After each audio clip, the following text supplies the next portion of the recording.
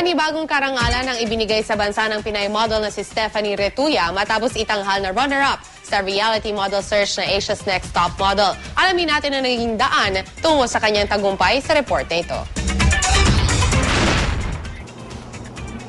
Tunay nga sa kahit anong larangan, nangingibabaw ang galing ng Pinoy. Isang halimbawa riyan ang tagumpay ng Pinay model na si Stephanie Retuya.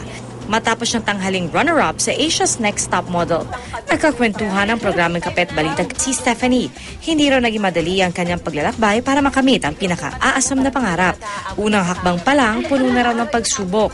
Muntikan po talaga akong hindi makapunta kasi may problem po yung passport ko. So parang 2 days before the deadline ko lang siya na-receive. Nagsilbing lakas ni Stephanie sa kompetisyon ng kanyang baby. Kahit ilang beses siyang napabilang sa bottom 2. Nung sunod-sunod na po ako sa bottom 2, parang iniisip ko na po kung para sa akin po ba siya. At saka masakit po kasi siya, so parang malungkot ako. Pero since iniwan ko po yung baby ko para sa competition, yun po yung nagpapalakas ng loob ko. Kwento pa ni Stephanie, hindi raw niya inakala makakaabot siya sa Grand Finals. Yung final 3 po, inisip ko na lang po kasi na yun na po yung last para i-prove ko po yung sarili ko as a model.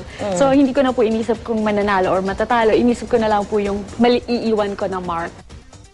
Sa Kapet Balita, live pa siyang nagdemo at nagturo ng kanyang mga pamosong pose at lakad. Diba? Si Kuya, yung cameraman natin, napapa-atras tuloy. May payo rin siya sa mga gustong sumunod sa kanyang mga yapak, tulad ng kapwa niya guest sa show na si Edelweiss. Kailangan lang po yung work ethics, maayos. Tapos, kahit na parang mahirap kasi marami tayong challenges na pagdadaanan sa pagmumodel eh. Basta don't give up, ipaglaban mo yung pangarap mo.